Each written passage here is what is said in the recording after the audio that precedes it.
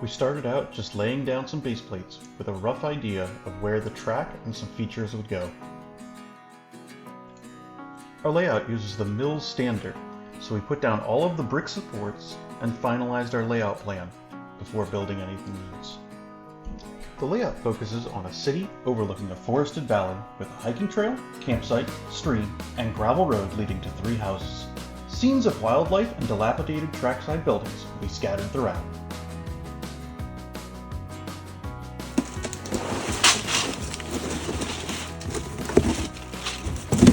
We ordered a bunch of parts and got to work.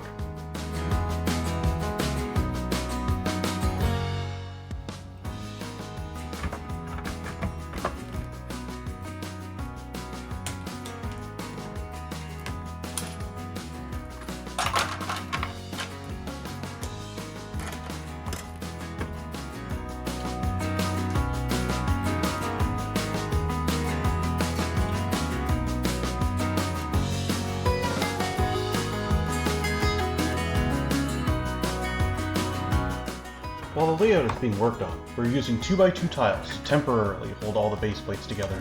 In the future, these connections will be hidden in the scenery. And yes, right after I finished filming this part, I fixed the plates that are sticking up.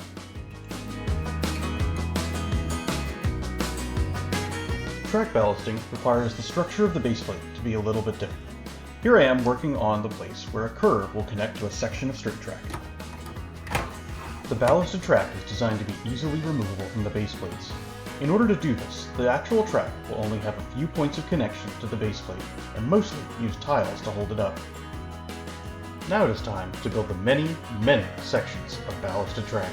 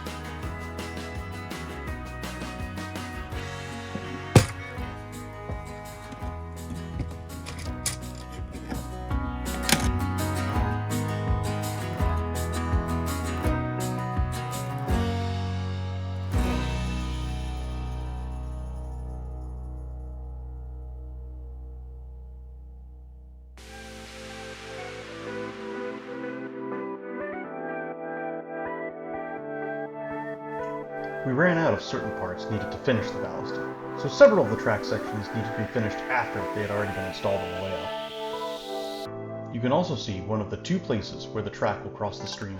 Once the shoreline has been put in place, I'll come back and add some detailing to the short bridge section.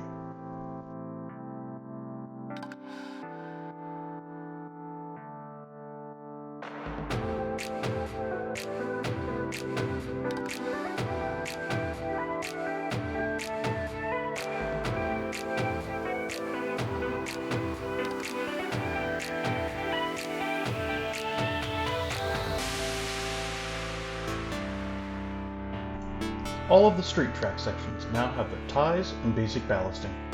Later, I'll come back through and add detailing to make the ballast look less uniform.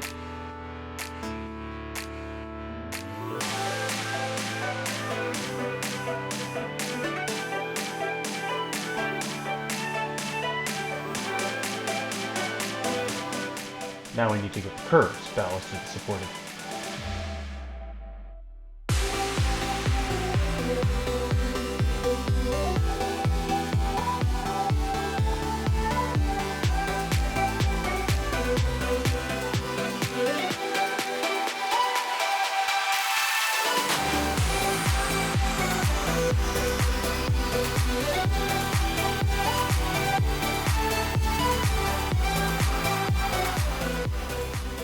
support structure for the curved track is a bed of tiles. Things that are curved or set at an angle do not always line up with the grid of LEGO studs. However, we know that the end of each quarter circle of curved track will line up perfectly. So we connect the track there and let the connections between each track section hold the rest of it in place.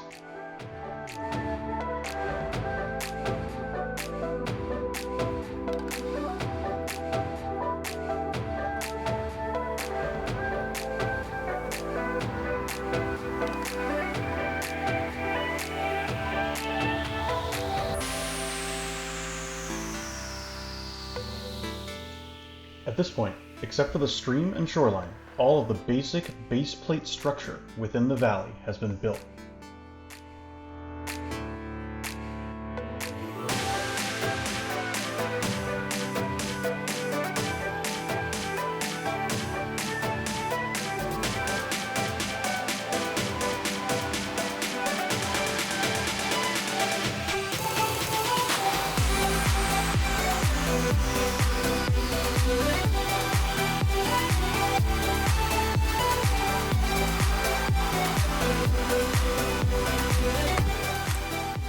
Next, I started working on the hiking trail.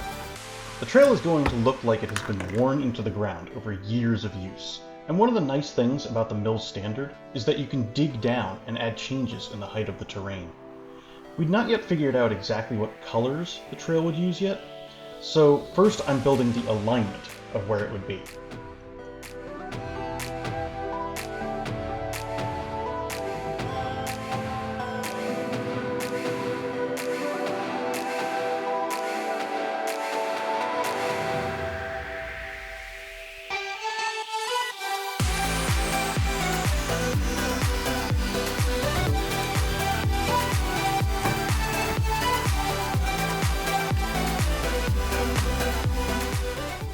By this point, my wife had started building the shoreline for the stream, which let me build the channel for where the trail would come close to it.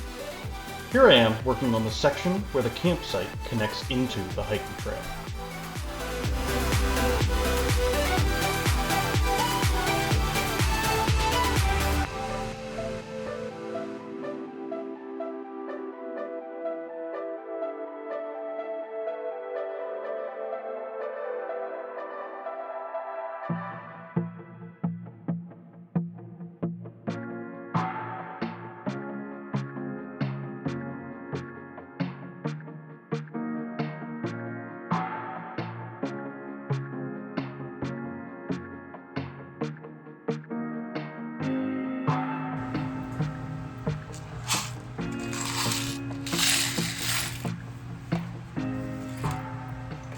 The campsite will have a fire pit, and in order for it to have a flickering light in it that can be maintained and replaced, the fire pit has to be built as a removable module.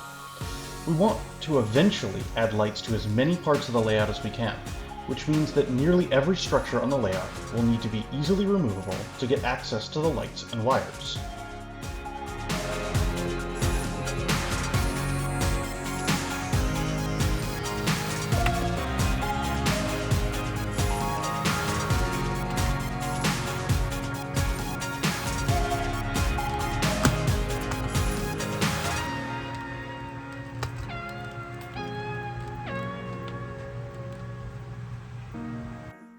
Bit of modification. Got this to where I want, so let's tie right into place.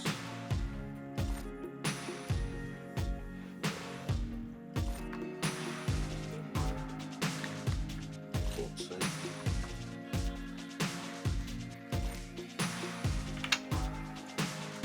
Bench.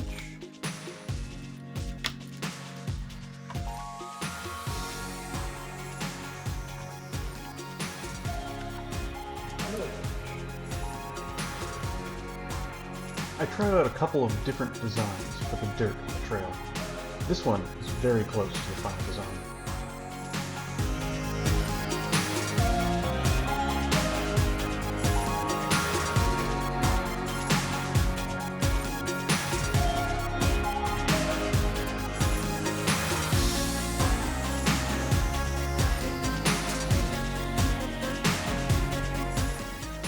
I then put it on the layout and let it sit there for a few days. My wife and I discussed a few tweaks, so I made those changes and added 2 more sections to see how it would look.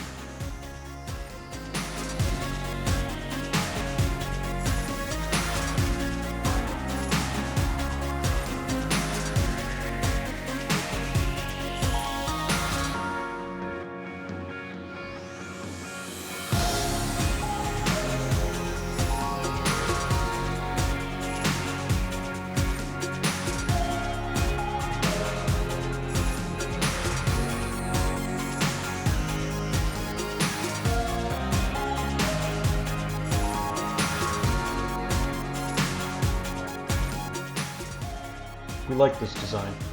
It has a nice mixture of colors and textures. Now to just build the rest of the trail.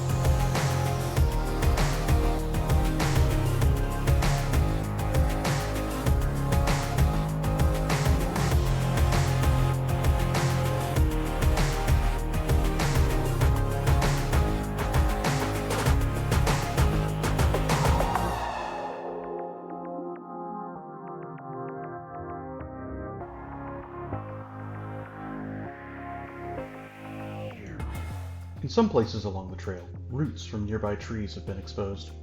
There are also a few large rocks that have influenced the position of the path.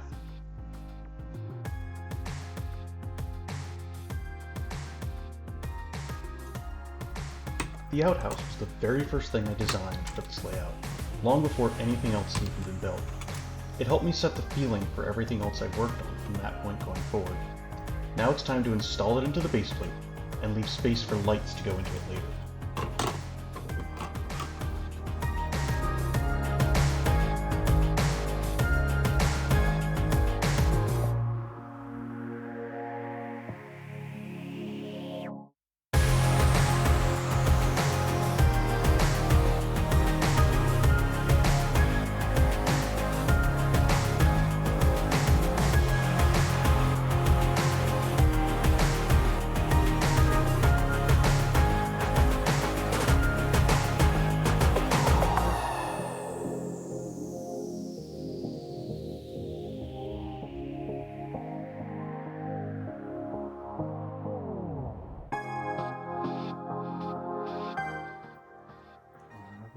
Here it is. Just get this in here.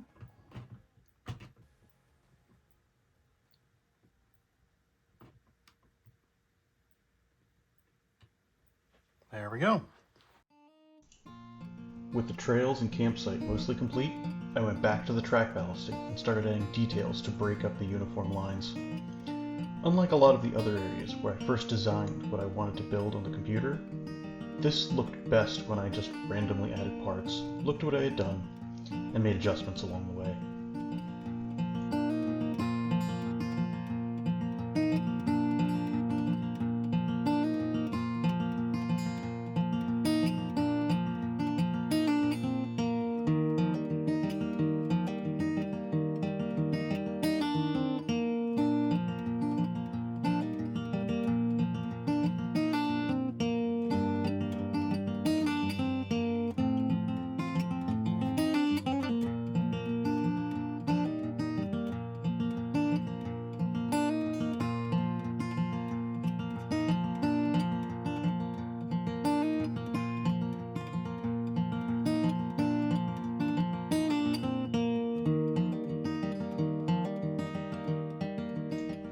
I didn't actually complete this for the whole layout, and instead focused on the areas around the trail and where it might be hardest to reach in the future. I then changed my attention to the gravel road. Just like with the trail, I had an idea of what I wanted it to look like, but knew that I would need to build a bit of it and live with it for a while to see what would look best.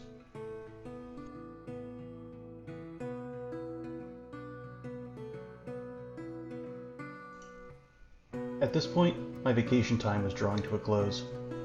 I put in a few sections of road with a little bit of texturing on one of them, and added the first of 3 houses. The A-frame cabin can be easily lifted off of its base plates to add lights to it later. We also built 2 trees as an example of what the forest will look like later.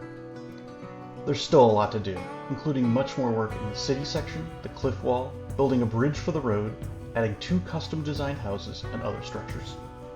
Thanks for watching, and enjoy this view around the layout.